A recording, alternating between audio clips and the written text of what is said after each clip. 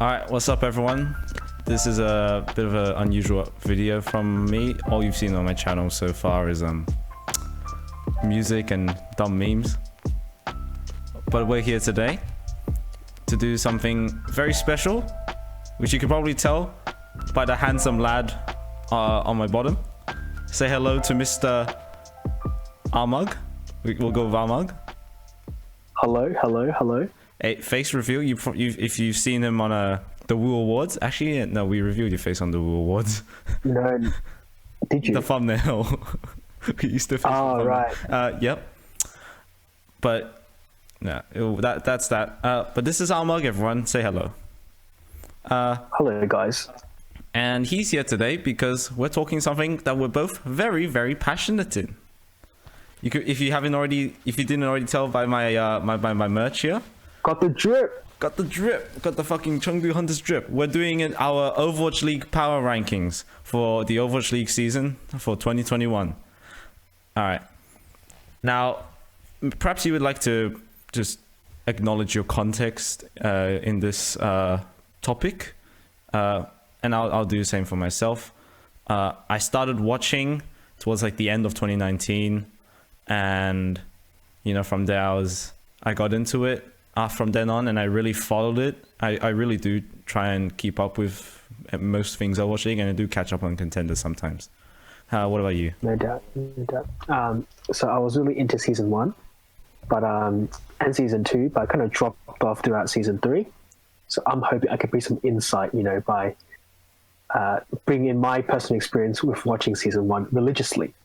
Yes, and we are gonna bring you the best power rankings ever. Yes, now, obviously, with power ranking comes hot takes, anger, frustration in the comments. So please leave it down below and give it a like if you really hate our power rankings, because this ain't too serious. All right, we're just having some fun. And these takes are blazing hot, so don't burn yourself. Yeah. And with that out of the way, we've got the power ranking set up. Now, how does this gonna work? We're gonna go from an approximate order of 20 to 1, starting from the bottom, going up to the top. The order is in no way the final result. We're gonna mix things around, and we'll see how it goes. Haven't done something like this, so this will be interesting. Now, this will be awesome. Yeah. Now,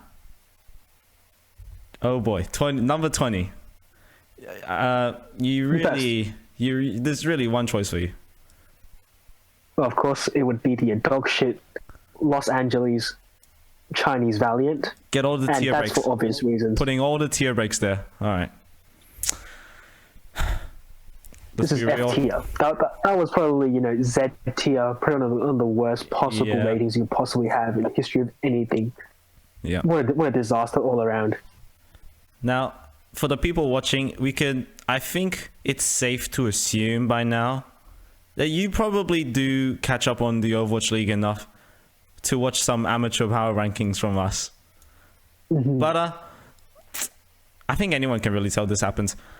Is there an argument at all that another team could potentially be below them? I don't think.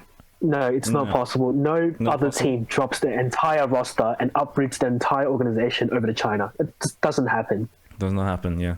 It's just no competition. Like, this number 19 is probably... We could probably put Valiant at number 100, and at number 19, that would be the appropriate place for the next team. Yeah. Now, even if Crystal and Y on their team are decent, right? Like, they're probably going to be the better players. Right. Just the fact that you signed a player that has not played competitively since 2018 is not a good sign. No. And you put an off-tank onto main support. Now, from what I remember, from what I was told, Kuki did not do so well back in 2019 when he was forced onto main support after playing a light. How did he go? Main tank, not good apparently. So I think we'll leave it at that. I'll put them just a little. Oh, whoops! I put the just a little bit above so we can actually see all of the rest of the teams without having to scroll past the tier ranks. All right. Probably next up, you'd have to say Vancouver Titans. You know, it's not looking too great for them. They signed a bunch of veterans. Perhaps they have some chances to be more competitive than expected. And like we'll get this out of the way first. The competition this year is fucking massive. Like you say, look at a team like Vancouver Titans.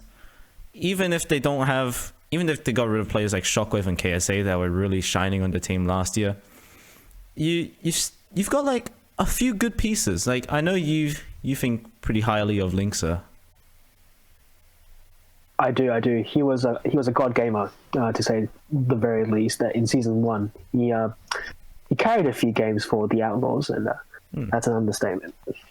Now, yeah, a lot of people don't think that anymore for what he currently is. They think he's inconsistent. Yeah, that's fair enough. Fair enough, yeah. Kind of washed, is what they say, right? Kind of washed. Sorry, Linkser. If you're watching this, which you probably not, whatever. Sorry, mate. But to give it to you straight, Vancouver Titans probably bottom. You wouldn't say that they have too much competition to break up from this tier, but there's a chance. There's a very slight chance, but I think we'll keep them here for now. Yeah, I agree. Yeah. And for me, I'd actually put Vancouver Titans at number 18, and I'll swap them with Paris Eternal.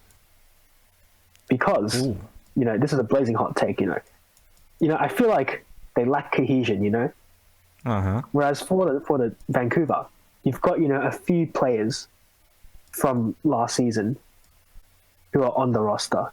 Therefore, they have a bit of chemistry, right? No matter, how, bad they may be.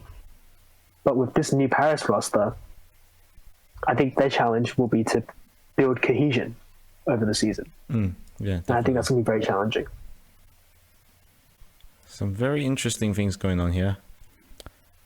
And and Paris, they've got probably more promise, in my opinion, than Titans. You've got some good players. Of course. Like, I know you don't follow up on contenders that much, rmug, but so players like we know like the some of the veterans like Neptuno. He's been in the scene like forever, and he's a very vocal leader. Elevo, of course, he's pretty solid. He was really back when he was signed from EU contenders. He was one of the more like hyped up players. Of course, I don't think he's really hit those heights yet, but no doubt, as of recent, but we'll have to see. Players like Khan, Naga, Dan, these like they're pretty high up in the EU contenders ladder, and they've got promise, but they've probably not got as much potential as some of these already existing players. I think the saying is they've got a high ceiling but quite a low floor. Yeah. And whereas for Vancouver, they got quite a relatively higher floor but a lower ceiling. Yeah. So that's why that's why I think they're below. But not to say that they will be bad, because they have a chance for sure. And we completely forgot about Suna here. And although it's kind of a non-zero argument, he's meta dependent in what he has to come on. He's got a good tracer. And might come in for some of the more hit scan stuff if they ever if double hit scan is ever required in a meta. But other than that, you don't really see them going past Onigod and Naga, and even then, the ceiling of this team is not as high as some of the others, but there's still potential. Like, it would be a hot take to put them above 17th, in my opinion, above some of these other things that we're going to talk about. But Paris Eternal, something's there. They're building for the future in any case. So this team wasn't designed to be a championship winning team. They want to save up for the future. Good effort this season nonetheless. Right? Avala did her best. Of course. Alright. We're talking about Spitfire. Now, in the order I put this in, I personally feel like they could have much higher heights. But we'll talk about that, right? In any case, yeah, that's my hot take. Anyway, do you want to talk about it a little bit as well? Spitfire, I tend to hate on Kellex a lot, but he's actually quite a good player. He did win contenders last year, but even though of his terrible performance in the season 1 playoffs, which I still haven't forgotten, by the way, but the give and forget, I'll let him go. I think he'll be a good, I'm not sure if he plays kind of like a leadership role in Overwatch, but if he does, I think he'll be suitable. Yeah. Because he has those achievements to back him up. Yeah. The really exciting thing about this team is their previous experience as a team. Hardy, Mofig, Kellex, Ripper, they're all from the previous London Spitfire. And Spark, who's currently underage and inactive, but he will come of age in June, I believe. It's a pre-existing system that they have, and they've already had success with the system is the biggest part of this. With their coaches as well, it's not out of the question that they could be very good, a very good team. A team, I need to specify, a very good team. Now, whether they can put the pieces together and like have the pop-off moments that they need, it's debatable. But in my opinion, I think they deserve pretty high standings. Yeah, for sure. Also, I forgot to mention as well, we're ordering this, at least I'm going to order this in that it's going to be where they appear at the end of the season. It's not going to be like this team beats this team, so they're below this team, above this team, I should say. It's going to be where they end up in the standings. Yeah, that's I think the way it goes, right? Yeah, no problem. I think London Spitfire will be able to be super competitive and take some series off some pretty good teams, like we saw in the Steel Series tournament in Invitational. London Spitfire took 2 maps off the Gladiators. Like they looked promising. They looked like a really good team, and their cohesion was super good. I do have high hopes. Yeah. Hopefully they do well. It's going to be super difficult with all the other teams that we're going to talk about. So we'll quickly move on then. We've got through 4 teams. How long is it? I don't know how long this has been recording. It's been like 10 minutes, I think. 10 minutes? It's been ages. Okay, right. I think we have to speed this up if you want to get some more viewers. Yeah. Outlaws. Outlaws. A lot of people think they're underrated by current power rankings. People putting them about where you see in the power rankings right now. But I think the biggest problems here is the tank line. Will they be able to live up to the Overwatch League standard? And then I think a big standard is Juby, a collegiate coming straight up from collegiate, although he did play in contenders for a little bit before that. These are the 3 biggest pieces you might be concerned about. Obviously you've got 5 DPS players, with Jake being more of a coach, but then Happy, Dante, KSF, Hydration. I mean, it looks good. That's a good DPS line. You think, yeah? I can't complain. Can't complain, yeah. They're all very solid players. Happy and Dante, probably the most standout here. Hydration and KSF just going to fill those flex roles to a pretty serviceable standard. And we've seen Jake playing a lot of support on stream. So if there ever comes to a double flex support, you might see him playing the Baptiste. With Crimzo as main, or Crimzo would be your main flex support, yeah.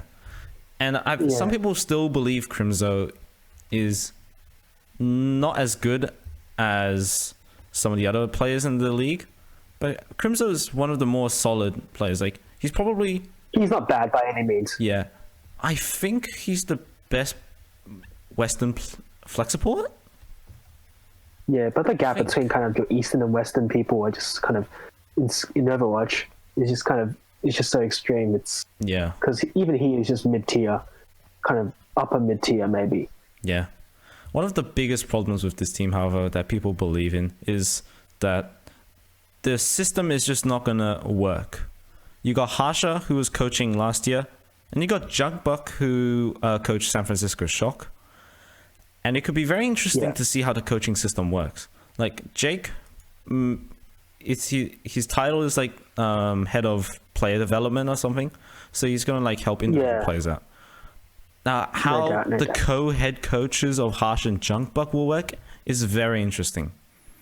A lot of people have doubts as to whether it will work out or not. You could see Houston pulling a 2020 with all the debacles that they have with what their understanding of the meta and all that. They've looked competitive at times, but that was only at times, and they don't. Yeah, all I have very to say is that, yeah. They have a lot to prove. This is a lot to prove. Yeah, it's gonna be interesting to see how this team plays out. But we're gonna move on now. No doubt. Move on. Boston Mayhem? Uprising. Now, Uprising fans, they're happy this year because at least they're gonna look competitive, right? Now, you remember much from season 1, Boston? You know, Boston was actually very good in season 1. They were a respectable team. You know, they had a decent fan base. You know, when I first joined the Overwatch League, you know, I thought, well, Boston has a cool, you know, it's got, you know, cool branding, so I might as well support them. But it's a shame what happened in season 3 last year. Yeah, that was terrible. 2-19. That's tragic. Yeah. But hopefully this year, there's a chance. There's a good chance that the team can pick up the pieces and kind of go ahead and maybe get a few more wins. Like, you're super excited to see some more Korean talent here. You've got Faith to go alongside Myeonbong. Like, Faith isn't this super hyped up player, but the synergy between the two Korean supports on this team is gonna bring Myeonbong up to the levels that he was considered to be at when he was picked up. Like, people thought he was the best flex support rookie back in when he was picked up in 2020. Yeah. Perhaps not the best, but he was definitely up there. He was like way up there. He was super talent. Yeah. Now, Boston Uprising, bad player on a bad team. A good player on a bad team, I should say. And you've got so much else now as well, right? Stand 1 instead of fusions. We didn't see Stand 1 all too much last year because of Fearless benching him. But you'd expect he's gonna be better. He's gonna be decent. And you've also got better DPS as well instead of just Color Hex. Color Hex has been on this team. He has been there for a while, hasn't he? Yeah, for a while. I was gonna say season 1, but no, he was not there in season 1. Season 2, I think. Season 2. Yeah, season 2. But I'm 37. Some people still think I'm 37 is going to be about the same as he was in season 2 on Toronto. I don't think so. I think I'm 37 is gonna glow up this year and really prove that he's a better player. That could be for Australian fans, you've got two. Yeah. Punk, again, a really solid. I think he's a really solid off tank. He just wasn't able to show it last year. And also Valentine as well, being this super good talent coming up from Contenders Korea. I know Reinforce is super high on Valentine, and even though it was just from watching the fucking experimental card tournament that played a while back in the off season, he still thinks Valentine is this cracked out DPS player, and he's super excited to see Valentine. Who knows? He actually could be. Yeah, anything could happen. No, correction. Color Hex is from New Zealand. Yes, mate. Yeah, didn't want to offend any Kiwis here, mate. Sorry, guys. Yeah, that's all right. We make mistakes. People confuse Australians with New Zealanders. A severe lapse in judgment. You know, sorry, guys. That's all right. We'll on behalf of New Zealand, I think they're good people. They'll forgive you. All right, and just real quick, they picked up the head coach of WGS Phoenix as well, Laurie. He's the super hyped up coach as well. Now, it depends on whether he's like gonna he's gonna be like a rush situation from last year, where he was this super good coach coming up from contenders, and he's gonna, bring the fire to that the Boston Uprising need to like light up the stage. But I don't know, Laurie could be hit or miss, but I think he's gonna be more of a hit though. I think Boston are gonna do better than previous years. Better, but ultimately it's not great, I think. Yeah. All right, we're gonna move on now. Moving on. Probably next might be Defiant, but we'll have to talk about this, right? Toronto Defiant. They've basically released everyone. They've kept Logics. They released Beast and then re-signed Beast, and now they've got a very interesting lineup. Like, first of all, we're gonna talk about these pre-existing players. Like Logics, I expect him to be the main hit scan player, because the other one is Hisu, picked up from Philadelphia Fusion along with Sado. Hisu's more of a flex, isn't he? Yeah. See, Hisu, he's towards the end of towards playoffs in 2020. He had a super good Sombra, one of the best Sombras in the world. Yeah. Other than that, you don't really see him coming in on stuff on the other hit scans unless you need double hit scan. Most of the time, you're going to be playing Neist on the flex DPS, and Neist, he was this super hyped up player as well. At least in like 2016 to 2018. Apparently during 2019 and 2020, he's kind of fallen off.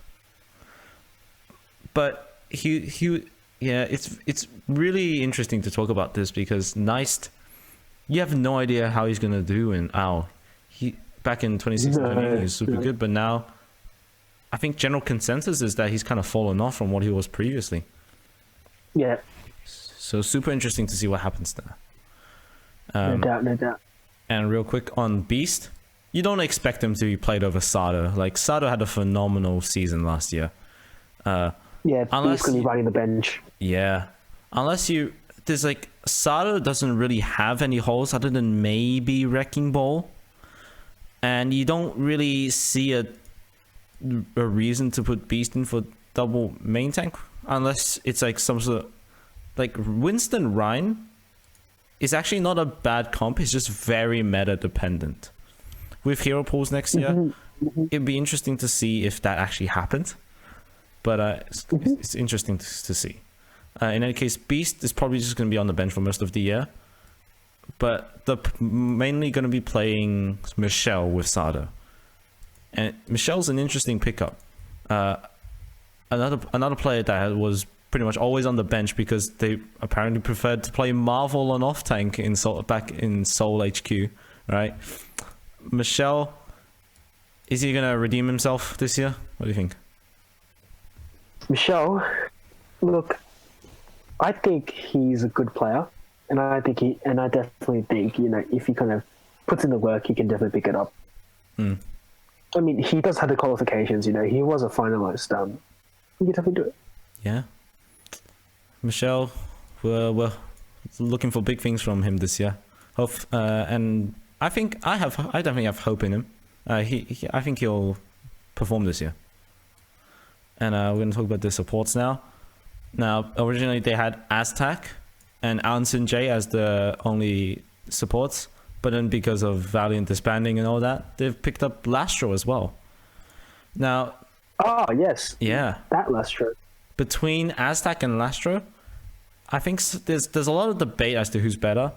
I know Avril, he prefers Aztac over Lastro. But Lastro being like a veteran on a pretty good team last year, Lastro could also prove to be very solid this year. In any case, Flex support are both very solid. Anson J, he was playing for Runaway this year. Last year I should say. He was playing on 2020 Runaway. And I think he was just solid, I believe he will be serviceable as a main support. And with a team, theoretically, a team of Aztac or Lastro, Sado Michelle, Logic Neist, and Anson J, it looks promising. There's just a few holes which you're not quite sure about. Like Anson J, could he live up to the expectations. Neist is a very big question mark. No one has any idea how he will do. Yeah, right. Exactly. Yeah. And not to mention, you've got KDG as the head coach. Now, it's a very... You've got some of the previous Fusion players, Sado and Hisu. And arguably, Neist, because he was on T1, which is Philadelphia's academy team. Both Fusion University and T1 in Korea. He was always on a Philly academy team up until he was signed, I think. And there might have been some teams before that, but Neist arguably was also part of the Philly system, I guess you could say. But still, a lot of questions as to whether he's just completely washed from when he was 16 and wrecking everyone in contenders. That's fine. I mean, we're kind of moving up in the tiers now. Yeah. And with the following teams, they can definitely kind of swap places at any time, just depending on how they do that season. Yeah. A lot of questions. We'll have to see how it goes. All right, we're going to talk about the battle of the Joes, Guangzhou and Hangzhou. Firstly, Guangzhou. We're going to talk about the Guangzhou Charge. Yeah. You've got pretty much the same core as last year. The big question with Guangzhou is the support line. Mandu being on the bench on Venom XR last year. He was a really promising and aggressive, really good aggressive Lucio player back in 2019 on O2 Blast. But will he step up this year now that he's going to be the full-time main support? It's a lot of questions. And you've also got the question of their completely new coaching staff. I'm not sure about their qualifications. So that's a question mark. Arachne was on San Francisco Shock.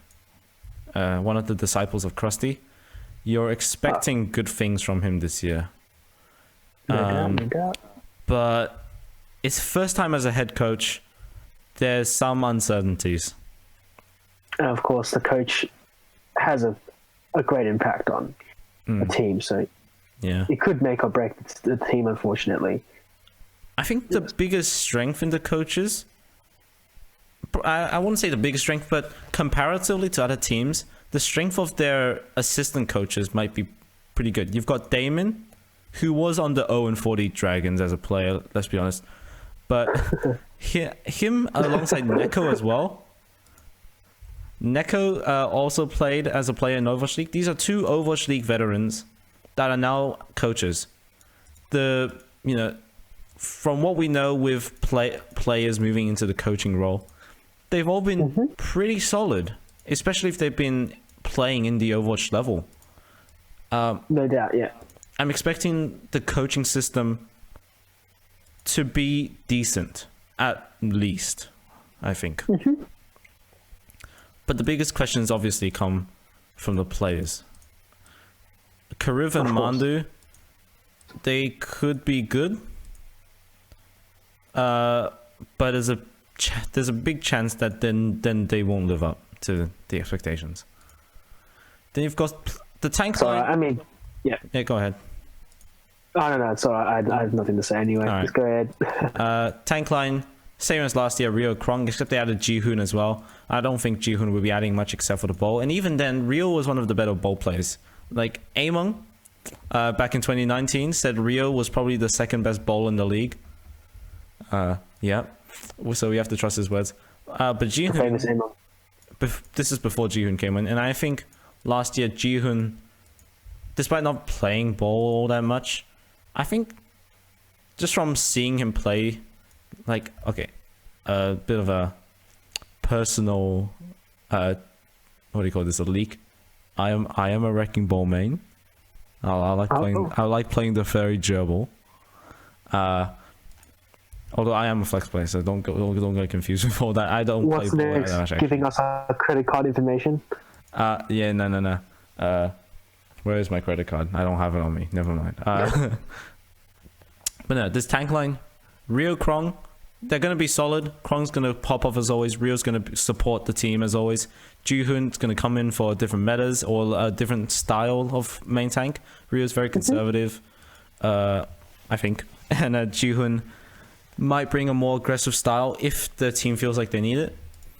But we'll just have to see. And there's some more questions with the DPS as well. Like, obviously, Eileen, he's a really good player. Like, I don't think anyone can look at Eileen and say he's not going to do well on this team. He posted good results last year. He's very flexible as well. Quite the god gamer. Quite. The biggest questions probably come from whether Mike Cayley and Choi Se-hwan as the rookies of this team can step up. Mike Cayley, according to, I think it was Plat Chat, I remember, they said Mike Cayley wasn't performing all that well. Oh, actually, no, I mean to say he was hitting nice shots on the hit scan. He's a solid aim. He's got solid aim. I think there were some questions as to whether his coordination with the team was good. And that's a problem we'll talk about in a bit. Just real quick on Choi Se-hwan though. He's this flex player that might bring some uncertainties. But I don't know. It's going to be interesting to see how this team plays out with all these rookies and unproven talents. I think the biggest problem with this team is the communication. Previously, Guangzhou Charge all spoke English. And with Nero and that. Nero and Neptuno. Originally, it was just Nero, but I watched an interview he did with a Sideshow, and apparently the entire team learned English for Nero, basically. And then Neptuno came in, and then that's when their communication really improved. But that's not to say that we don't know necessarily what the system's going to be. When Nero and Neptuno were having visa issues, it was Eileen and 5 Koreans, and they were still performing decent, I think. Right? Like, chances are that they just speak Korean, and Eileen can probably learn passable Korean in Overwatch. Yeah. Mike Cayley and Eileen, like Mike Cayley being a rookie, he's got that passion he's got that fire to perform, and to really chase that championship. Eileen, no doubt. We know he's a good player. Communication, we have no idea how he's going to do on that front, right? There is a chance that they all learn English, right? Like, I think difficulties you'd see English in would be like Ji-hoon, Krong, Choi Se-hwan, Damon, Mandu. A bunch of these players have already come from an English-speaking system or have experience speaking English. It's going to be interesting to see how this plays. They might just stick with it, yeah. Yeah. We have no idea how the communications go, and that might be a problem. We don't know how the supports line going to go. And that's Guangzhou Charge. We'll move on to Hangzhou now. The Resident Joe, what do you call him? I'm going to stop talking. Yes. Very, on paper, like this team is cracked out to Wazoo. This team is stacked. It is stacked, right? Isn't it? Like, if you could just imagine Gushue, and then you get, like, Bernard would probably be playing alongside Takayaki if you wanted the Korean tank duo, but you'd expect Liga to be playing with Gushue. That's like, Liga is a really hot talent coming in from Chinese contenders. This tank duo could be potent. And I think the biggest thing to take away here is their signings of more Chinese players. Like, you don't necessarily have 6 and 6. You don't have 6 Koreans and 6 Chinese players. So you can't really get a full Chinese team to go alongside Gushue. But the rest of the team, like, just with the Chinese players, Coldest and Mika, they weren't necessarily played, but people still believe Coldest to be a really great Chinese talent. Mika obviously played quite a bit towards the latter half of 2020 on the Mercy. He could prove to be a super good support player as well. And I think the big thing here, they picked up Shy.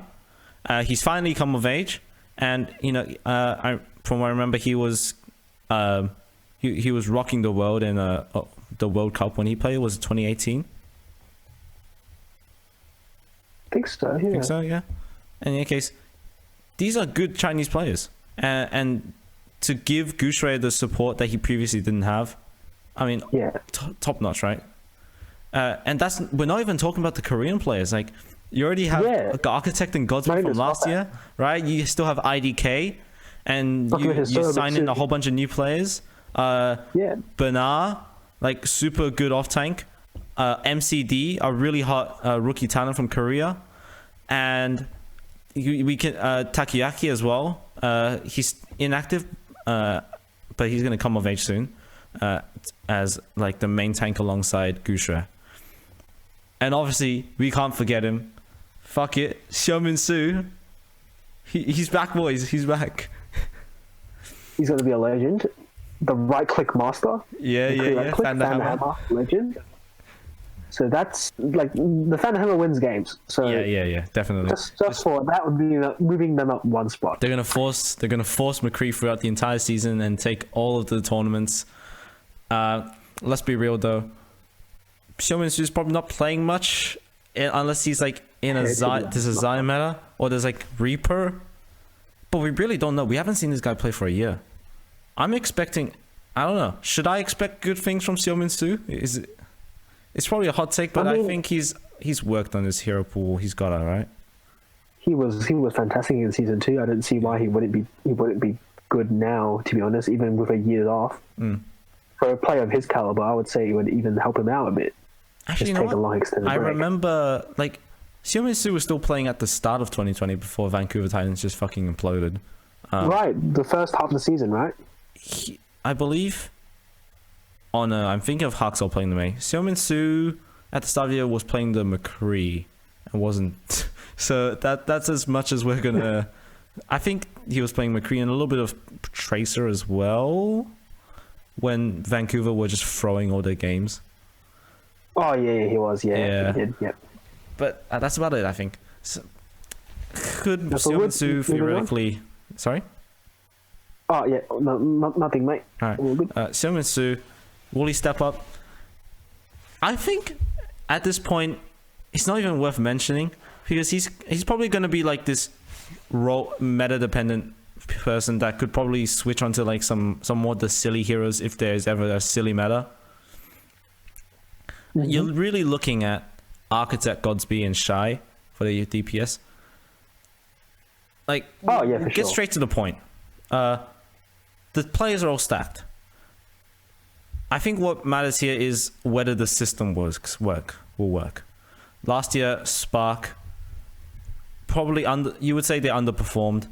They were just not as good of a team as some of the others. Like they didn't. Chemistry has always been a problem. I think signing a Chinese off tank to go alongside Gushue will really help that. Yeah, help with the tank synergy. But yeah, they've also made some changes in the coaches, but you still have Paijon as head coach, and he isn't known particularly as this like super great head coach. I mean, he did do a coach 2019 Vancouver, but at that point the meta kind of worked out for them. At the end of the season, the grand finals, right? Vancouver kind of planked to San Francisco Charge. Even if San Francisco Charge played well, Vancouver kind of tanked. But for the rest of the season, there's a lot of questions, I think, to Paijon. Can he help this team achieve their aspirations? They've signed also a bunch of other coaches. Like they've got 2 more Korean coaches and a Chinese coach. But it's still questionable what this team will do. Can they improve from 2020? Who knows? Do they have the potential? I definitely think so. Yeah. All right, very interesting. I agree. Okay, next team. Yep. NYXL. Now, I know Mr. rmug here. He's an NYXL fan. Been with them since day one, yeah? I just love their logo, and I stuck with them ever since. Okay. It's a shame. It's just they're not even the same team I supported back in season 1. Yeah, that makes sense. You know. Yeah. They've pretty much reset the entire roster. I mean, even one of my favorite players, Libero's gone. They've already left Jonak, and Jonak, don't get me wrong, he's a good player. He was MVP for a reason, but with the ever increasing kind of skill floor, is he really as good compared to the rest of the league as he used to be? That's a definite no. So that's why AMXL is not in the top tiers. And but they do have good players that they have signed. Like Ivy. Oh yeah. Ivy's looking Ivy's a great, a big bright spot. And who else do they have? Tank line, you got Bianca from last year and Yakpong, another Toronto Defiant 2019 player looking to prove, he's back. He's got something to prove now. Also, some really exciting rookie DPS as well. Guangbong cracked out hit scan. Flora is another really good hit scan player, and Feder, he's just up and coming flex DPS from contenders. I think DPS, you're gonna see no problems. The flexibility, it's just out of the roof.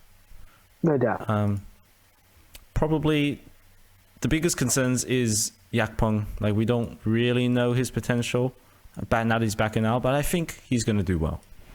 I think the biggest question in terms of the players is Friday. He came from a struggling contenders team in Korea, but from the same team that many teams have picked up, like Florida Mayhem picked up Checkmate, Gladiators picked up Skewed. We're going to talk about that later, but that's a lot of players to pick up from a struggling contenders team. There's the team sees something in this team, and Friday is no exception. Of course. I think Friday, in the open scrim that was that they did with Guangzhou Charge, Friday was this solid / serviceable player.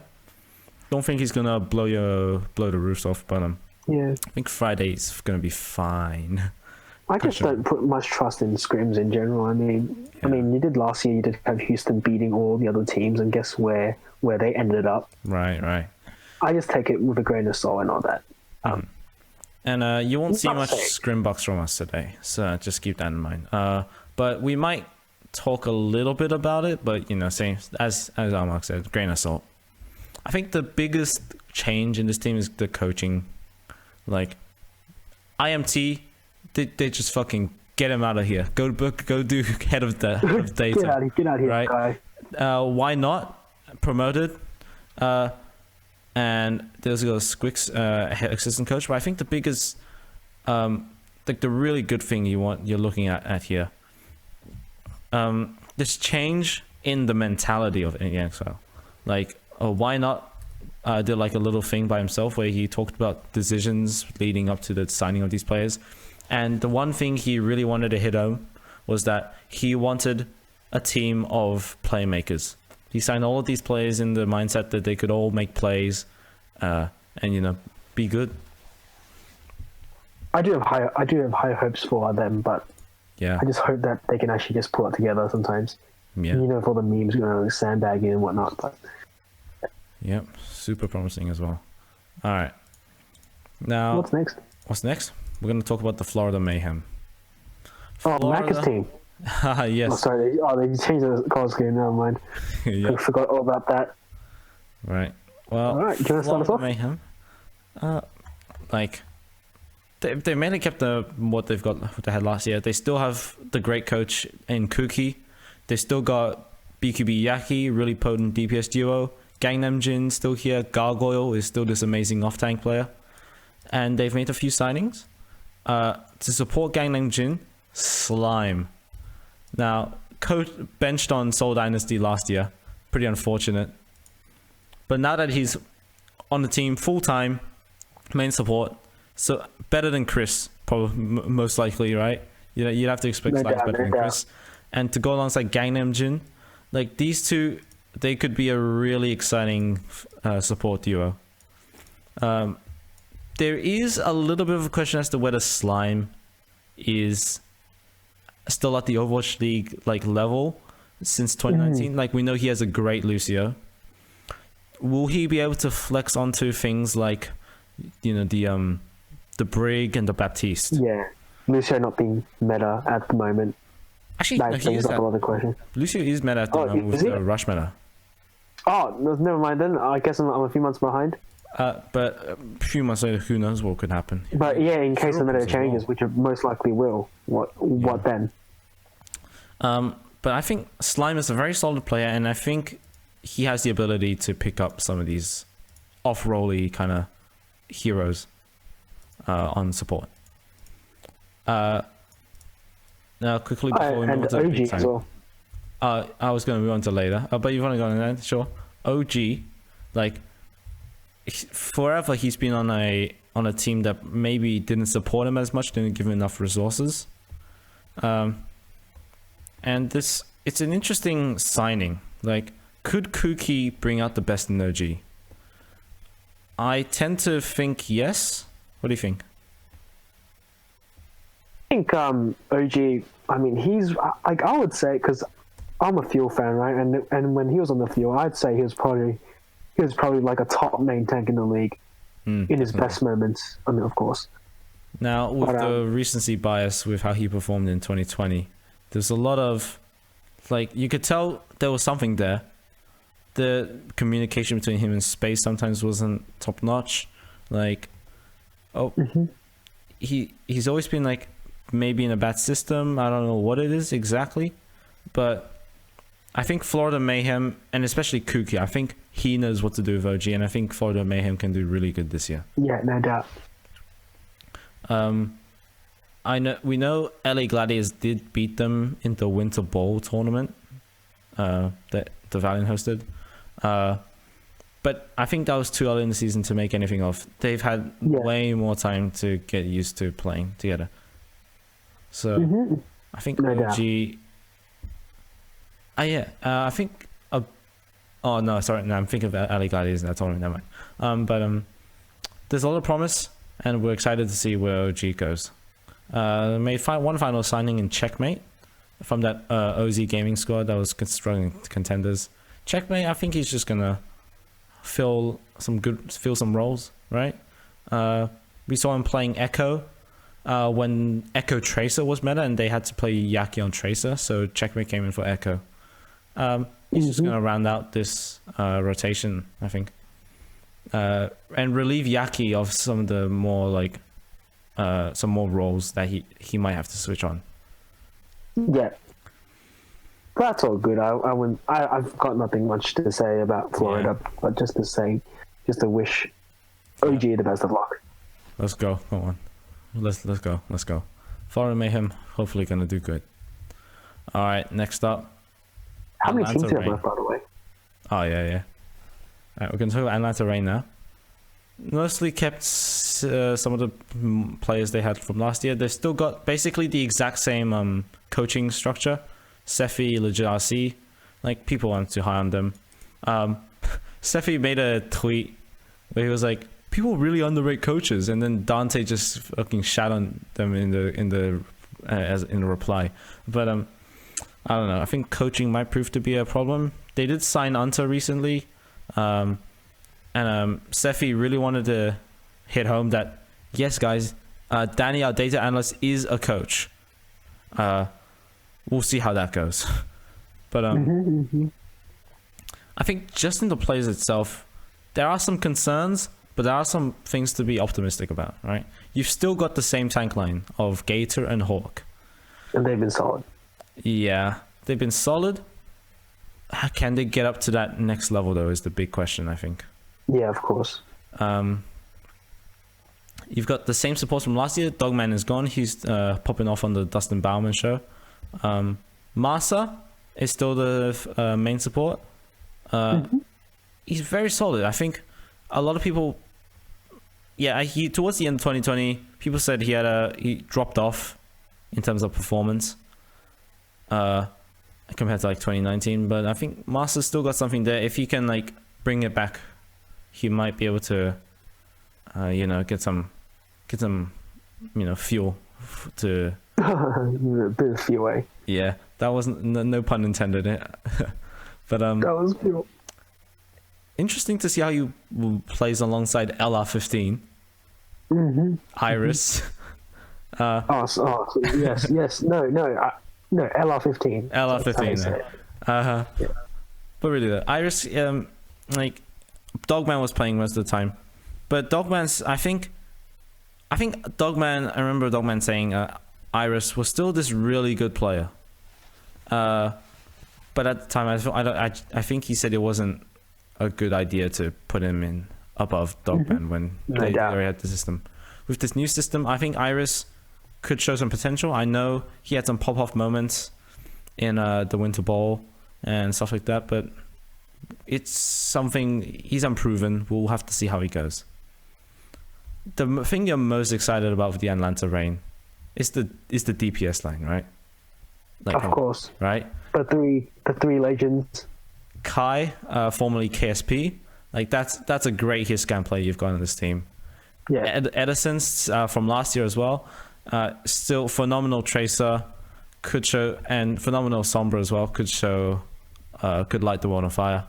And you've got a really great flex DPS player now in Pelican. Pelican had some really exciting showings in all the off-season contenders. Yeah, super good in the contenders as well. Playing for O2 Blast, he was like a shining light on O2 Blast. No doubt. You're really excited for the DPS line, and you've got some questions as to whether the tanks and supports can pull it off, and you've still got that same coaching staff with a few additions. It's going to be interesting where Atlanta Reign head this year. If I were to add something, I'll tell you, I just feel like having 2 support and only 2 tank players could make flexibility a bit tricky. Yeah. Not only that, but don't get me wrong, there are quality players on this team, but the fact of the matter is competition is really, really stiff in NA. And with that in mind, I feel like Atlanta will struggle to be even mid-tier. Yeah. Or maybe they'll hover around mid-tier. So I think as well they'll end up, I think. Yeah, like last year they had Pokpo to fill the roles of like your Winston mainly.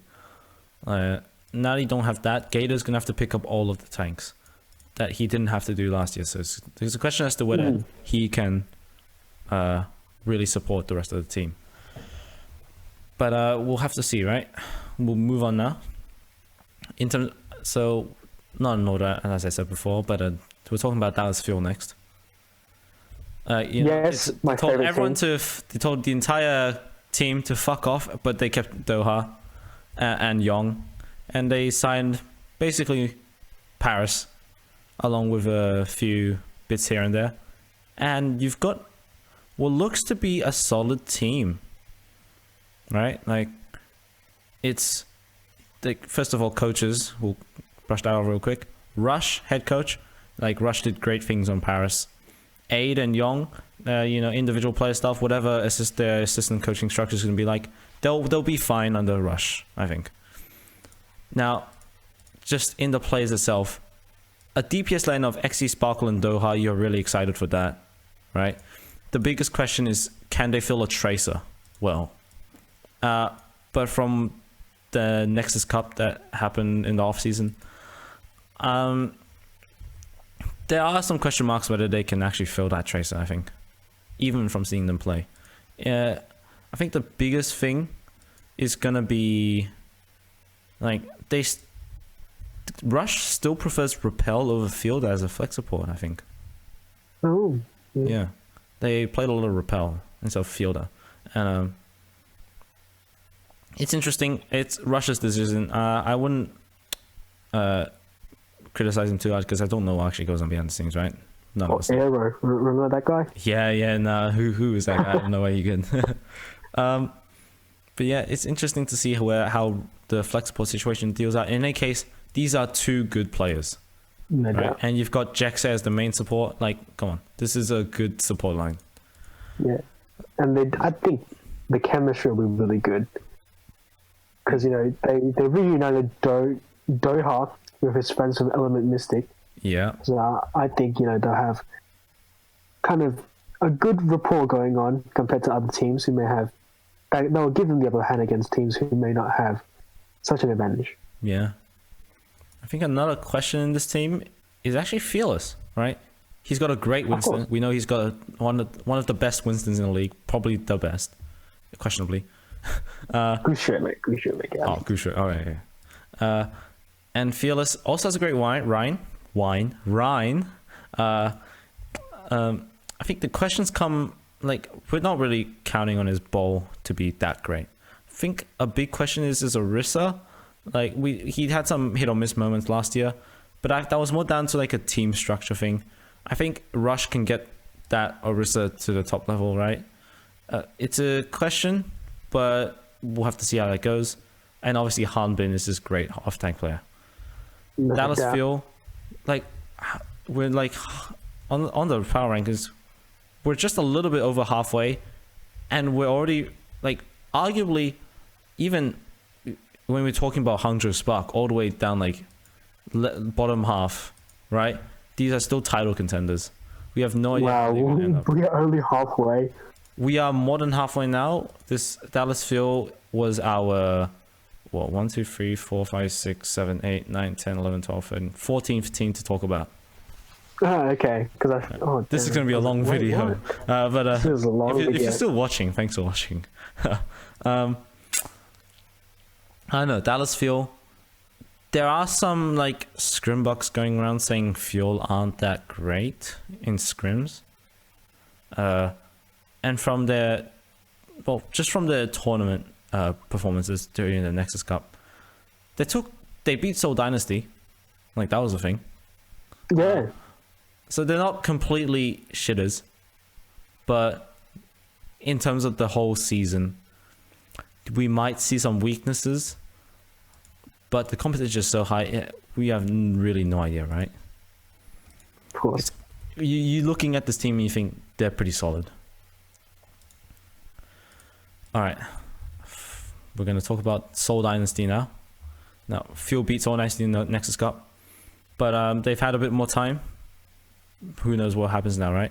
You still got Gesture and Marvel, but you have a fucking off-tank player now. They're actually going to play an off-tank. 2U's in the Nexus Cup. They're actually playing 2 as off-tank all the time. I'm happy for them. That's all good. If they finally did it. Marvel's going to be released from off-tank hell. And just from the tournament as well, I think you could tell there was a different direction. Changun as I think he's going to be I think he was the new coach. But they're just in the tank line, replacing it's only like a replacement from Michelle with 2. But with the direction this team is headed in, Marvel is gonna really show that he's still a main tank. Like, let the world forget he was ever an off tank player, right? Then you have the DPS as well. You still got Fitz and Profit. Like, they didn't perform too well throughout the whole season, but Profit was still shitting on people, right? And towards the playoffs, Fitz and Profit, towards like any playoffs, Fitz and Profit just like started to really get the gears going. We joke about like playoffs Profit, but honestly, it's probably playoff Seoul Dynasty at this point. Like, their highs are so high. Like, they reached grand finals as crying sakes, but they had like below half win rate throughout the whole season. It's a question as to how well they perform, right? Yeah, they do. Now, I know you've got a piece on Anima. Sorry, a piece of... Anima. Oh, Anima, yes, mate. He's very good. He has had a lot of success on the teams that he has been on previously. And I'm not sure if he plays, kind of like a leadership role. Uh-huh. But if he does, I reckon that he can help the Dynasty with their inconsistency issues, which if they solve, they can become a really kind of a driving force in the league. Yeah. And you put creative alongside him as well. Like, back when he was picked up as a rookie, I remember he was like, you would have like 2 or 3 rookie flex supports above him, and then you'd have creative when you're talking about the rookie flex supports back in. Yeah, no doubt. and end of 2019, coming into 2020. But now I think he's proving himself. Like he wants to glow up. He benched under who was the flex support on Seoul Dynasty last year? Oh, Podoshin. Playing on the Podoshin for a whole year until the playoffs, where Creative really showed that he was a decent Ana. And in the tournament, in the Nexus Cup as well, he showed a pretty good Zen. Like he was hitting I think he might come up to become like a Jonak style Zen, I think. Although that's just me talking about it. I actually don't know what I'm talking about. But yeah, I scrap all that before. But could be a very solid team. The biggest question is whether they'll continue what happened last year with them, right? Are they gonna relive Seoul Dynasty 2020, and are they just gonna like, have this terrible record for the season? I reckon like a common theme throughout our videos, throughout the tier list is a lot of the teams have kind of inconsistency issues, or they've kind of shit the bed in the past. Right. But for Seoul, I think it's especially apparent since they're so good when they are at the top of their game, and it's so jarring when they fall. So yeah. Interesting to see where this team heads. I think I forgot to talk about Sabiobi. Did I forget about Sabiobi? Oh yeah, Mr. Buffneck. Yeah, Buffneck. Married man meta. But I don't know. Sabiobi, you don't expect him to be played much. I mean, if they ever have to play like Tracer with like Prophet on a flex role, I mean, sure. I remember when Sabiobi played in the Nexus Cup, I think they lost a couple maps when Sabiobi was in, but I don't think it was Sabiobi's fault necessarily. But it's interesting to see how he fits into this team. It's gonna be very interesting. Yeah. All right, we're gonna move on now. Can talk about the fusion real quick. Now, when I prepared this document, it was before they announced all of their visa issues. So we're gonna talk about how they might do at the start of the year, and then we're gonna do some speculation how things could play out for the end of the season. Just straight up, Poco, Funny Astro, Shockwave, EQO, Christopher, and I think Sato as well. They're like stuck in visa hell. I don't think they have a way to get into Korea. And that's very unfortunate. Like, okay, EQO, he might not live up to the standards that you get from a current Overwatch League team, right? But EQO, he's proved himself back in Summer Showdown. He had a really solid Genji. He definitely has a place on this team. It's just we're not sure when or where. No doubt. Obviously, Shockwave as well, stuck on Vancouver Titans last year, but he's a really solid player coming into this year, and he's gonna prove to be some competition for Carpe as well. Like, he's not gonna be the only hit scan player that on the team. Carpe, obviously super solid player, right? But Shockwave, I think, just that competition as well, and you're competing as Carpe, a veteran competing with basically a rookie. Shockwave might prove to be a really valuable asset. And the final DPS player, Rascal, like, come on, you signed Rascal. It's gonna be a pretty good team. It's gonna be a god gamer, right? Now before the visa issues, they had Mano and Poco, right? Poco, like, I think you can talk about Poco a little bit. He's a good off tank, right? Yeah, he was a good diva back when he was on Dallas.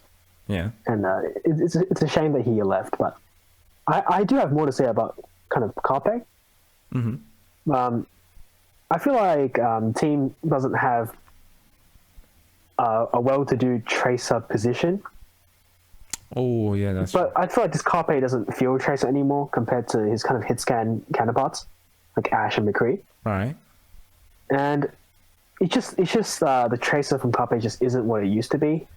But not only that, but even like despite this, like, I'd still put Fusion a bit higher than what they are currently. I mean, even though they did really bad in the playoffs last year, like the fact of what happened there is there was just a very different meta, right? Yeah. And unfortunately, the Fusion just weren't suited for that. But does that imply that they're not that good at adapting? Perhaps, but doesn't mean that they're an overall worse team at their peak. No, I feel like they could definitely win the championship if the meta suits them. Right. Yeah. And you're super excited about some of the other players. Back to tanks, like Poco, stuck in Vita Hell, but replacing him will be Hotbar. Back on Philadelphia Fusion. You want to talk about Hotbar for a little bit? Hotbar? I don't know much about Hotbar besides from that he was on NYXL. Yeah. He was always one of those familiar players too. I remember. Yeah, I remember. He's like, back when on NYXL, you liked NYXL in 2020 because you knew all the players and Hotbar was one of them, right? I think bringing Hotbar back onto this team, like I think he played for Philadelphia Fusion in 2018. I'll fact check that real quick. Yes, he was. So you're excited to see Hotbar back on this team. And he's back alongside Mano as well. Like you got the NYXL core from 2020, tank line from 2020. I think the big question is whether Hotbar is gonna work better on a different system and different coaching system. Of course. But overall, the team is brilliant, to be honest. Yeah. We're gonna talk about coaches in a bit, but real quick, you still got Funny Astro and Alarm. Like that is a solid. Like that's one of the best support lines in the league. But Funny Astro is stuck in Visa Hill. So instead, you've got Toby, a very interesting pickup, right? Do you have a piece on Toby? Toby, I mean, he's a great leader, and not only that, he's a veteran presence, and I think he can kind of elevate Funny Astro. Yeah. Through mentorship and all that. Super, yeah. And that's all really. He's just a great player. And it's a good pickup for the future. Yeah. Alarm is, as always, he was Rookie of the Year last year. You've got tons of great pieces. And you can't forget about the coaches. They got 9K from Paris Eternal. He was the GM last year, but considering that he's fluent in English, you'd have to expect that 9K did coach NOXL last year a little bit. 9K previously was also on the Shock. Like 9K, he's got this really great history. Now I think 9K can bring like a good coaching structure to Philadelphia Fusion, right? He's probably going to be a better than average coach. Although I shouldn't say better than average because the average is really high. But 9K it's interesting to see where he ends up and where he pushes the Fusion to this year. Like last year, the KDG, almost a perfect win record, right? This year, 9K, it's going to be interesting to see how this team does, right? But you still expect them to be quite high on the standings unless for whatever reason this team just doesn't work. Like some people still think Mono is still going to be this like really passive main tank, even though he's got all this support as well. Like not to say that he didn't have support in the past, but if Mono plays like he did before now, there's some questions as to whether the Fusion will perform as well as they did last year. Like you're really comparing them to their past performances. No doubt. Like what do you think on Mono? Like is he gonna do well this year? Mono, as you said, he has been very passive, but I don't think that's necessarily a bad trait. I think just maybe his team would just play around him. Right, because he's a phenomenal main tank. Right, as in that's not to say it's just a different play style. Yeah. With all the Rhines nowadays, playing hyper aggressive, like LH Cloudy style. It's good to have like a change of pace in Mono. Yeah. But I think with the coaching change, I think Mano could pop the hell off this year. Yeah. All right, we're gonna move on now. So, if you couldn't tell already, this is definitely not the team I support. No, definitely not. We're talking about the Chengdu Hunters now. They're pretty high up in the standings, but that's just where I like kind of left them for just for shits and giggles. But if we talk about what they had last year, right? Among, Elsa, Late Young is still here. Jinmu and Leave still here. Like this core. Questions as to what else Amon can do. Elsa and Late Young are still like pretty mediocre in terms of the whole team in terms of off tank, right? Yeah. But this year, I think the big thing is that they picked up an actual main tank. They've got Gaga, right? One of the an actual main tank. What are you implying? But I mean that's what I'm quoting from someone. I forgot who I quote this from, but yeah, they got an actual main tank this year, right? I mean, come on, Amon, he's still gonna. There's actually questions as to whether he'll play ball this year, right? Galga is this super good Chinese main tank player. And for all we know, he could be better than Amon at ball, and Amon's just gonna sell. I couldn't imagine Amon playing anybody else other than ball. Right. And he's just gonna be warming the bench, right? But there's a lot of questions as to how this is gonna work out. Are they? This in my mind, I see three options: Gaga only, like some like mixture favoring Amon because they want to really hammer in that we have this team identity and we want to stick to the dumb shit that we do, or it's gonna be a more conservative like Gaga sometimes Amon for ball, which still is like Gaga is one of the better ball players in the league. And as to whether he matches up to what Amon can do is questionable, right? We have no idea how the tank's going to play out, and people still have concerns as to whether Elsa is still a mediocre tank play off tank, and Lei Young's on two-way, so he's not going to be able to play all the time. The tank line is like weird. There's a lot of questions. Yeah, it's just like it's not that Chengdu can't be a good team. It's just that APAC got so much better over the off season. It's hard to see if they'll be really if they do as good as they did, if not better than last season. Yeah, competition's stiff. It's just the standard of the league is just increasing exponentially each off season. So just so many players are being phased out because they're just washed and they just can't fit the future is now old man, that kind of thing. It's very interesting to see how this team will play out. Now we already talked about Jinmu and Leaf as well. Like these two on their own, like it's one of the better DPS duos. You might have liked to see maybe some better flex DPS than Jinmu, but Jinmu is still pretty good, right? And Leaf he maybe didn't hit the heights that people expected him to hit in 2020. But now you've got two rookies in Kaneki and Jimmy. Now, I like the idea of Chengdu being like the first name guy. You had like Gary before now. Now you got a Jimmy. But it's interesting, right? Jimmy and Kaneki could be decent flex DPS and hit scans. I don't think respective. I think Jimmy's a hit scan, Kaneki's a flex DPS. I'm not entirely sure, but it's a shame that Farah is useless now. The Jimmy can't pop off. Yazan will say something about that, but at the Overwatch League level, you don't really see Farah being played unless there's like a really good meta for it, or Echo just planks for some reason, right? It's really interesting to see how this will play out. Like if you want to fill some holes of Jinmu and Leaf, like maybe Kaneki and Jimmy can do it.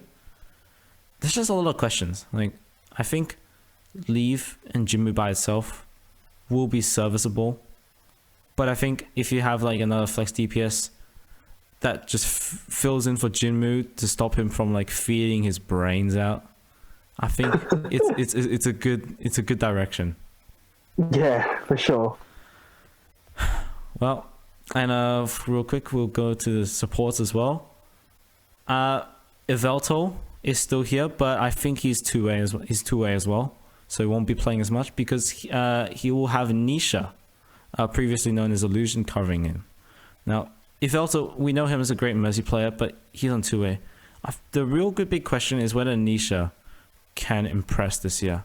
I think he was always been a mediocre, better than average main support in Chinese contenders. Yeah, it's a lot of questions. Yeah. Now, I think you would have liked to see someone like Super Rich being picked up. He was on Team CC, who won the Gauntlet this year. But yeah, it's really interesting to see how, off tank and main support are the biggest questions. I think most of the other team has pretty much proved itself. No doubt. Now, flex support as well. Farway 1987 from that Team CC team. He's a really good player. I think he's going to do really great this year. And popping off is going to pop off. And just recently they promoted Monk up from Team Chaser, their academy team. Like Monk, he's just going to be like coming in for double flex support. You don't really see him benching Farway ever, unless Farway. And they've got quite a large roster. Yeah, 12-man roster with two ways. So it's more like a 10-man, but you got two ways there. So I don't know. The rules around two ways I'm not entirely sure on, but I think they're only allowed to play a couple games. But yeah. No worries. And real quick on coaches, Rui, who coached in 2019, was it? Something like that. Wikipedia pulling it up. Yeah. But I think this was like the OG Chengdu Hunters coach, the one that really helped them define themselves.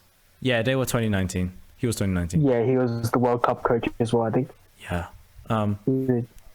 I think under Rui... Oh, no. Oh, yeah, never mind. All good. Okay.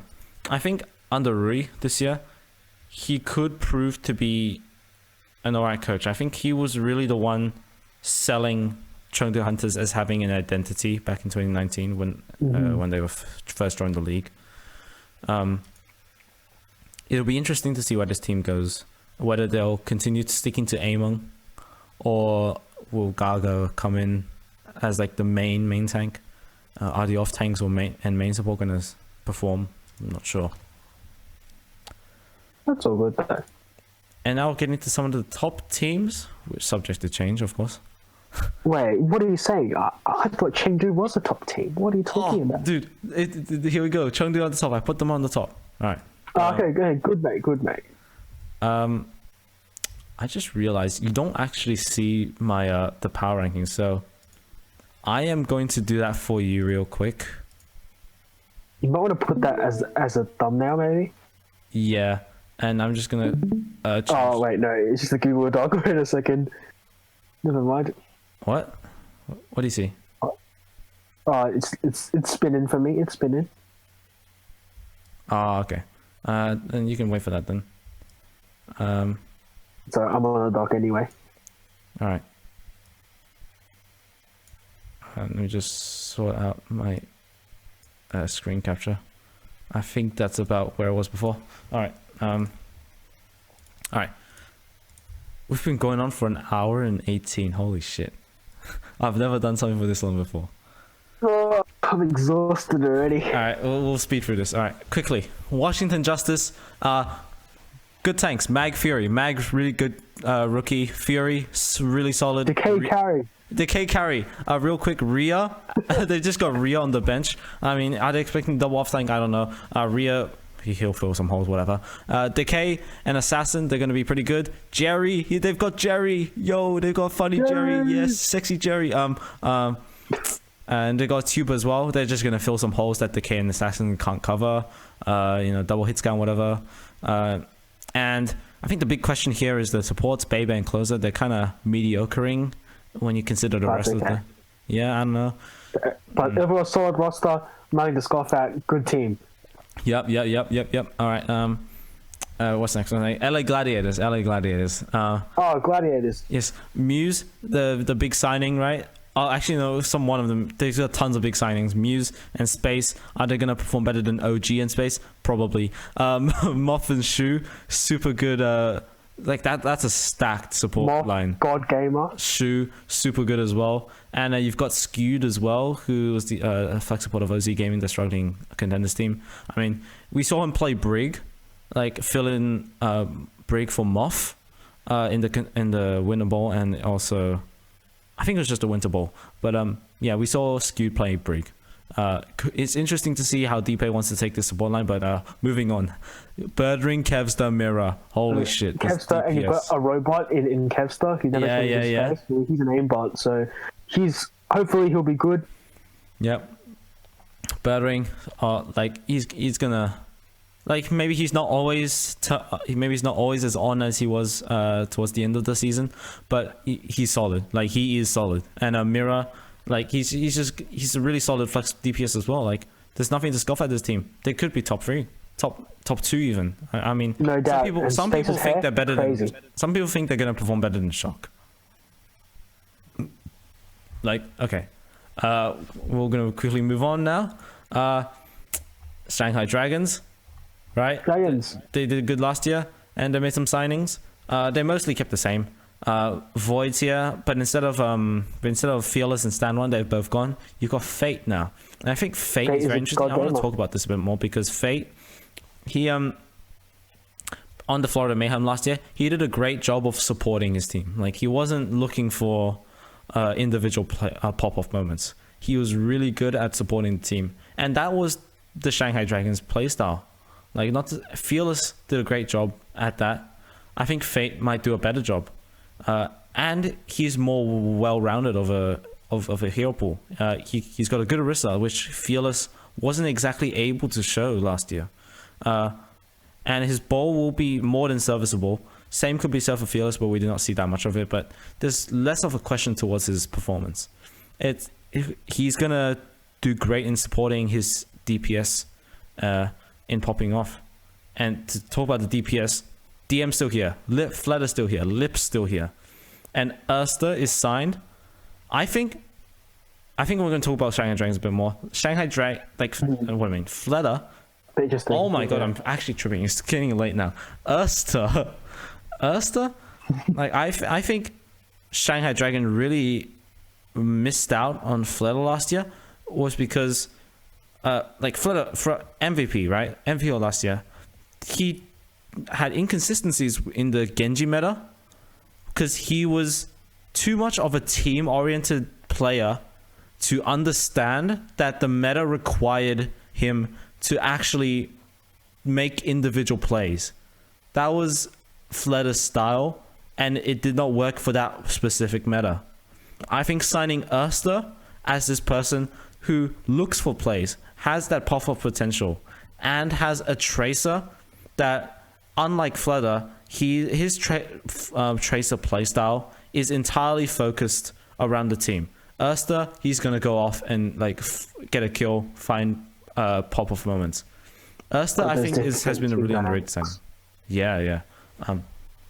I'm super excited for this team, and also they still have Izayaki and Lee Jae-gon, like one of the best support duos. Lee Jae-gon, yeah. Yeah, and they've got Molly this year, like. Now, just so you know, Molly is a Chinese player, but he can come in Korean. So, I think Molly is super solid. Maybe not as solid as Izayaki, but he's still super solid. Like, he was a really great player on Chengdu last year. And I think for double flex support, Izayaki and Molly are gonna fucking pound. They're gonna be awesome this year. I think they still got Moon as head coach as well. I think Fate and Erster are both played with Moon previously. So I don't think there's going to be any issue implementing Erster or a Molly. Moon is going to do a great job at that, I think. I think he's still a great coach. And we're moving on now, unless you got something else to say. Oh, no, I would say I'm not personally a big fan of Lee Jae-gon. Yeah. I don't feel like he's the best Lucio in the league. In fact, I would say Moth is the best Lucio in the league. Oh, yeah. See, that all comes down to personal preference. No doubt, no doubt. It depends on what you prefer for a playstyle, but yeah, they're all great. Like you could, depending on who you're asking, anyone could top anyone. So it's interesting to see how this goes. We're gonna finally go on to the big boy. The big boy, most likely the three-peat, San Francisco Shock. Chengdu Hunters. Right. Chengdu Hunters, I mean. Yeah. So Chengdu Hunters this year, I think they've got a really solid roster, right? No, Yeah. San Francisco Shock, they've pretty much got the same roster as last year. Super, Smurf, Choi Hyobin, Striker, Tayo, and Twilight and Violet. And they still got Krusty, they still got Casores. They've signed Agape as well as a coach. Casores promoted to a coach. I'm really excited in the signings. Oh, hell yeah. First of all, FD God to replace Moff. Like, I don't think you could have found a more of a perfect replacement. I think FD God, despite being this really aggressive, known for being a really aggressive Lucio, I think he makes up for it in that he's pretty moldable, I would say. I think under Krusty's coaching, he's going to be great. Right, he's got the mechanical skill. I think he's going to do great. Krusty can make anything out of anyone, right? And that was his pitch to Nero, I think. I think Nero tweeted a picture of Krusty telling him, "I will make you best player." Like, I'm excited to see Nero playing for his home state. Like, he's a Cali boy, I think. And finally, without visa issues, Nero can really show the world what he's made of. Especially under Krusty as well. Super excited to see where that goes.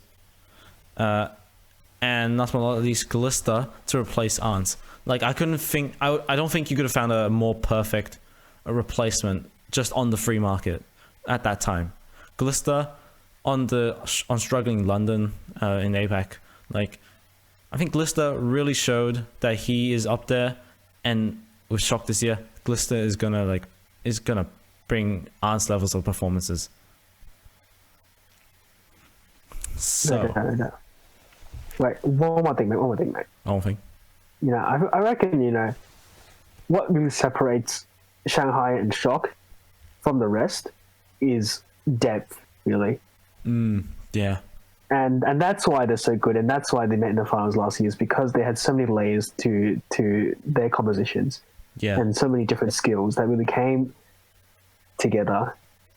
And I think for Shock, slightly edges out Shanghai in terms of depth. And I think, realistically, I think they might go for the three-peat. I think they will achieve the three-peat. I'm super excited to see where this... I'm super excited for this season in general, right? It's super great. Awesome. I have tons of great pieces. But now is the final moment that you've all been waiting for. We've been recording for an hour and a half, basically. We're finally going to do the rankings. Now, what? We're not finished yet? We haven't ranked them. We've just talked about them. Oh, shit. Oh, it's not in no particular order, right? Yeah. Oh, yeah. Well, semi particular order. All right. Or you, mate. All right. Can you see the stream, by the way? Of the power. Oh, I can't see the stream. It's just loading, right? It says I've been disconnected. Huh. All right, viewers. Be right back. Oh.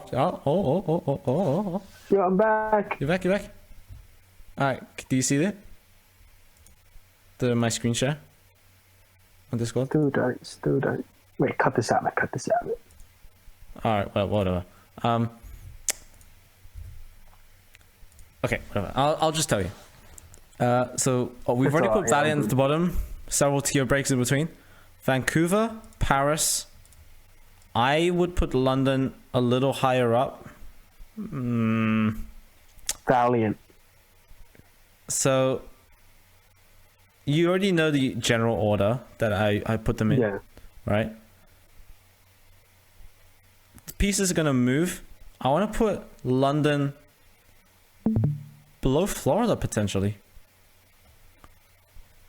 Real quick though, do you think New York could really perform this year? Honestly, I don't think so. You don't think so? I'm just being realistic. I don't think they'll do that well. Okay. when you compare them to a Florida or an Atlanta, what do you think? I think definitely Florida's better than Mixel. But I honestly think they'll be better than Atlanta. Better than Atlanta? Yeah, I really don't know. It's up to you. Also, where does Florida go in terms of Atlanta then? I think Florida's better. They've got a better roster, I'd say. Better than New York? Yeah. Alright. So that's how that's going to go. Now, I've got London above the Joes. Where do you think the Joes will end up? London's above the Joes. So far. I think London could really... Because we're talking about the end of season. The end of season standings. Can London make it and get enough wins to be at that? I think so. I think teams like Toronto and potentially Hangzhou and Guangzhou could shit the bed, but it's such a, you're really not sure. It's really hard to tell. It's just so close. I think we can't make this without making upset assumptions. We have to make some upsets or like some really hot takes that we don't currently believe in, because we need to internet, mate. All good. All right. I think. Okay. This is difficult, man. Why did I do this? It is, yeah. So, okay. Here's a question for you. Do you think Shanghai will have a better season than Dragons? Did I say it right? Do you think Shock will have a better season than Dragons? I don't think so. I think Shanghai will be more consistent. And but I think Shock will really... I think Shock will kind of pull through at the end though. Yeah. I know 2020 season when it started, Shock lost to both LA teams at the start. And that was like particularly embarrassing. They lost a couple more after that, but and it's not like they had a perfect season, right? They were knocked out of the semis in Summer Showdown. Dragons though, you're looking at them to post like really great performances consistently. Like you really want them to succeed. But same could be said for Shock. Like these teams could easily trade. So it's a bit more of a coin flip. But if you think, I don't have an opinion, but if you think Dragons are going to perform better, then we'll put them there. Dragons at the very top. Now, here's where it gets a bit difficult, because some people have put New York like really high up. Some people have put Justice really low. Like it goes Dragons, Shock, Gladiators, Justice from top to bottom currently. Like, do you think there's a chance that Gladiators or Justice just won't work? I honestly think that Justice won't be that high up. Like, if I was in charge, I would move him down a few. Right. Not a few, as in, I'd move him down. Perhaps to below Gladiators. Maybe even below NYXL, maybe.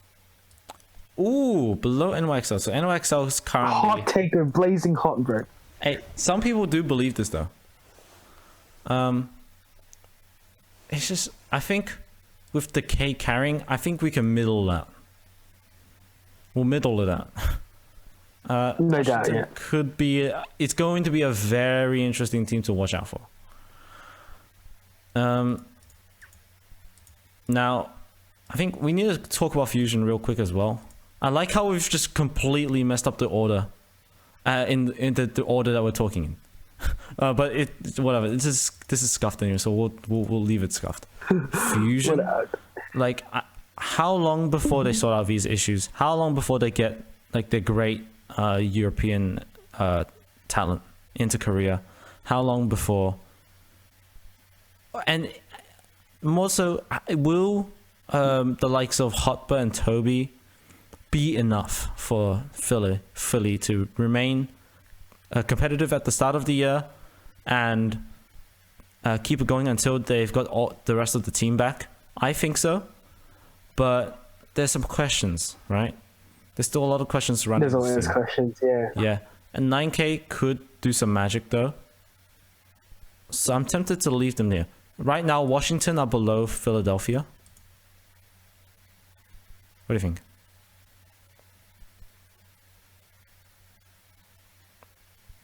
Do you think Philly would be above Washington?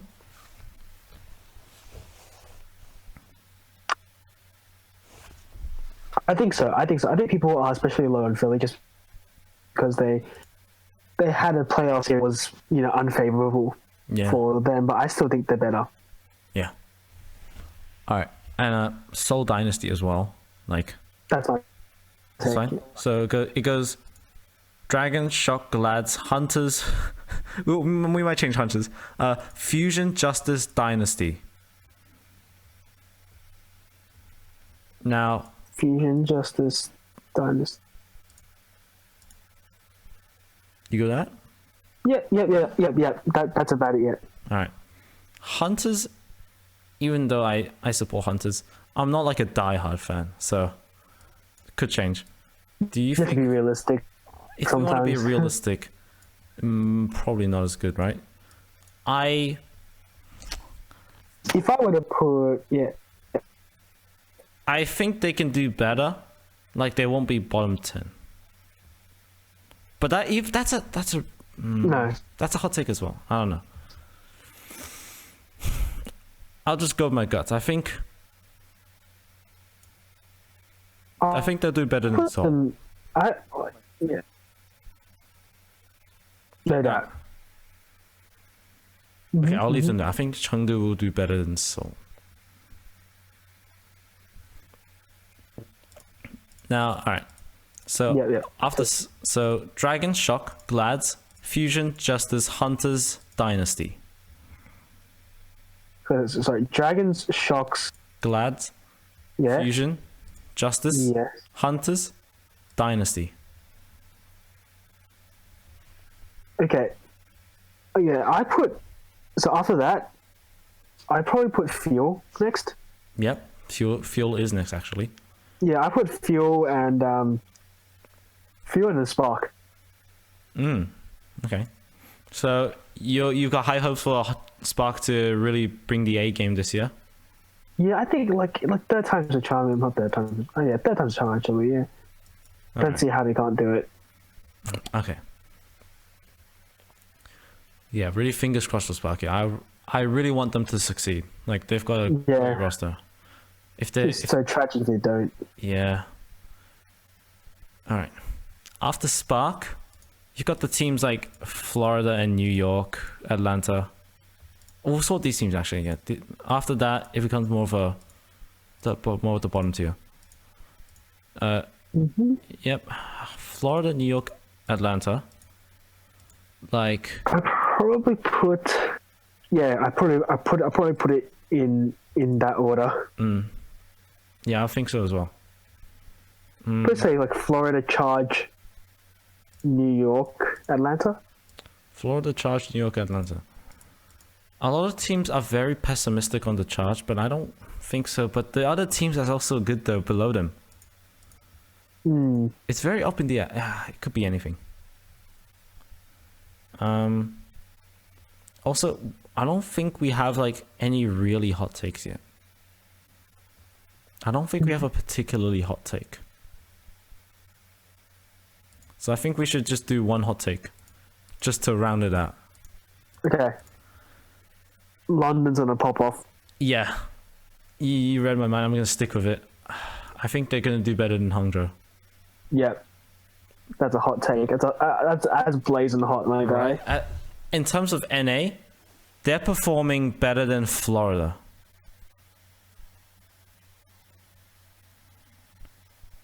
And I think they could. In the matchup, maybe not, but against the other teams, like I think London could find weaknesses in Dallas. I think London have proven themselves to look competitive against Gladiators, even if it was a small tournament. And I don't know, there's a lot of teams below them potentially. Like to get to the final 5 teams, like Valiant's already down there, right? So this is Yeah. bottom 6, but we're talking about 5 here because Valiant's just in shitter zone. But below Atlanta is Toronto, Boston, Houston, Paris, and Vancouver. I'm not going to touch Paris and Toronto. I think they're good where they are. Yeah, I'd probably say like he's the. I don't really know. I'd probably say Defiant's better than Uprising, Yeah. and Uprising's better than Houston. In that order, it makes sense, but a lot of people either think Houston are going to do exceptionally great or Boston are going to do exceptionally great. I don't know. It's really There's hard so to many tell. questions. Like there's like our hot take is London is gonna be, I think that's top 10. 1, 2, 3, 4, 5, 6, 7, 8, 9, top 9.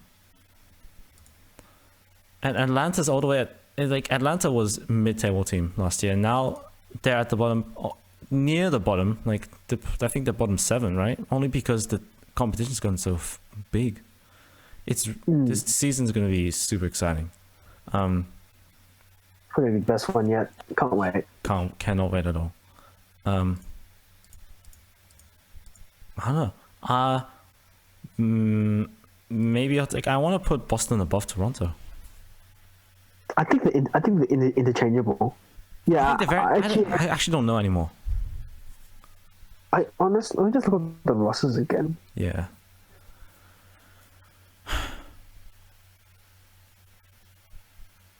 Toronto and Boston. Like, look, I'll give you the answer like 10 seconds. I just take a look at the roster and just see what I get. All right.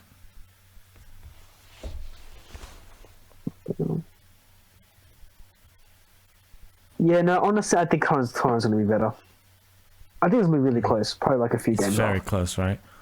And just in terms of individual matchups, I think we can go over this a little bit. Like, Sado, probably better than Stand 1. Michelle and Punk, I think that matchup is kind of even. Maybe favoring Michelle for experience and like synergy. But Punk, I think, is still up there.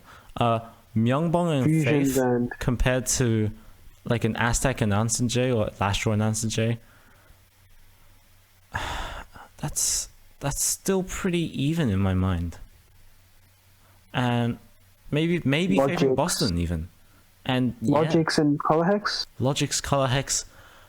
Logix takes that all any day. Oh, actually, no. Logic's going to be the hit scan, right? Logic's would be going up against IM37. And that is also very interesting because we haven't seen IM37 play in a bit. So, and if you want to go into the other ones, like a Valentine versus Neist. Like, Neist could be struggling. I think Valentine is favored against Neist. Like, these matchups are so odd. Like, I don't know where to go with this. They could trade.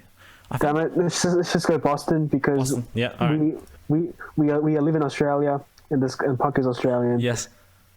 Therefore, we choose Boston. Ho Chi Lee is an assistant coach for Toronto, and he coached Ground Zero Gaming in Australia.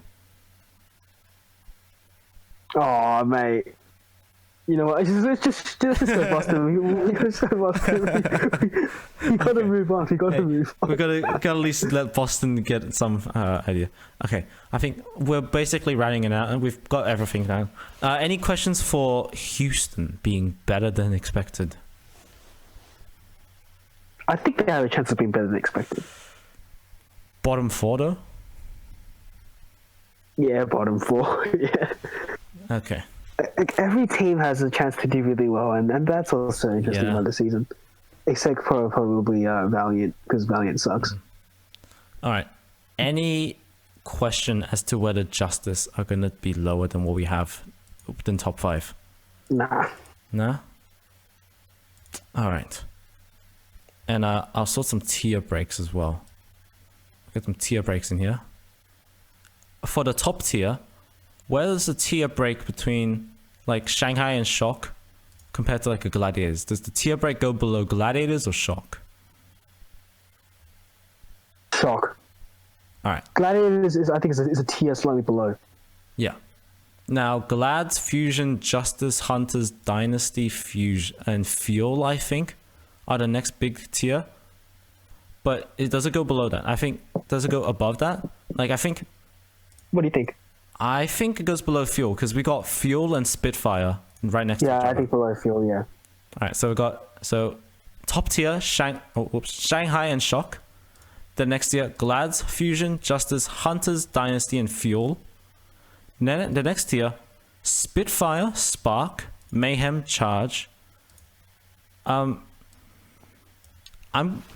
tempted to put it below Atlanta. So you got Spitfire, Spark, Mayhem, Charge, Excelsior, Reign. And then below that, Uprising, Defiant, Outlaws, Eternal, Titans. And then 3 tier breaks before Valiant. Yeah, about right. Okay. Okay, and now to finally recap this Overwatch League 21 preseason rankings from 5undude and rmug, we got Shanghai Dragons, San Francisco Shock, LA Gladiators, Philadelphia Fusion, Washington Justice, Chengdu Hunters, Seoul Dynasty, Dallas Fuel, London Spitfire, Hangzhou Spark, Florida Mayhem, Guangzhou Charge, New York Excelsior, Atlanta Reign, Boston Uprising, Toronto Defiant, Houston Outlaws, Paris Eternal, Vancouver Titans, and Los Angeles Valiant. Sounds good to me. Sounds good to me. Got one hot take in there, and that's all we need. Yeah. All right. Oh, that was almost like if we went another 14 minutes, that's 2 hours, mate. Wait, who's gonna watch that? Who's gonna watch this? I don't know. But watch this video. Hey, if any of you did watch the whole video to the end, I fucking love you. Yeah, round of applause actually. Thank you for watching the video. Yeah, like what do you think about our power rankings? Leave a comment down below. Like, make sure to smash the notification bell, smash the like button, smash everything, my guy. Actually, you deserve it after you sat through this video. Let us know if you want to see more Overwatch League content. Like, I haven't done this before. I haven't been involved in the Overwatch League at all, other than watching it, really. So it's interesting. Like, first time doing Overwatch League content. I'm pretty excited to see where this goes, if it goes anywhere at all, right? But as always, if you want to see it, leave it down below. Yeah, what he said, like and subscribe, that kind of stuff. And actually, big thank you as well to rmug for coming on the show. No worries, mate. It's my pleasure, mate. It's my pleasure. Yes. Like, okay. And if you want to see more of rmug, like, comment down below, or like just comment on any Unholy Trinity video if you want to see him comment on an Unholy Trinity video. Like, I'm still part of the Holy Trinity, don't worry, I'm not leaving. But this is just like a one-off thing. Excited for this season, super excited for this season. The competition is huge. I want to see all these teams do well, right? Like, even the Valiant, like, if it's not the players or the coaches' fault, it's the organization that's really shit in their mouths. But yeah, that's terrible. Probably the worst. Like, just in sports in general. Even outside of esports, that's probably one of the worst things you can do. Yeah. And I think it goes without saying, you've seen it everywhere, but it's not the players' fault. Do not rant on the players for this. They were the ones put in an unfortunate situation by a shitty organization. So that's my PSA for today. My heart goes out. Yeah. And, look forward to the season. It's going to be great. The competition's massive. If you like our power rankings, just tell us. If you don't like it, whatever. These things don't tell us. Your friends. You like to live in ignorance. Yep. Ignorance is bliss. Yes, sir. All right. And we're gonna sign off. Once again, final thank you to rmug, a fantastic. All right, thanks for having me. Friend and power ranker. Maybe he'll come on for some more stuff. But that's it. We gotta sleep now. It's gone on way too long. Good night. Goodbye. 2 hours, thank you. 2 hours. 2.5 hours. Kill me. Well, an hour 49. No, wait. Didn't we hop on? Wait, just like. Oh, true. Yeah. Holy shit. And then I hopped on. Like 10. You know. Yeah. It's about 2 hours now. Yeah, you started the call at 9:25. That's 2 hours and 20 minutes, 15 minutes. Yeah, Jeez. Okay, we are going now, so that we don't die. Goodbye. Thank you for watching. See you guys. Thank you for watching all the way to here. Bye bye.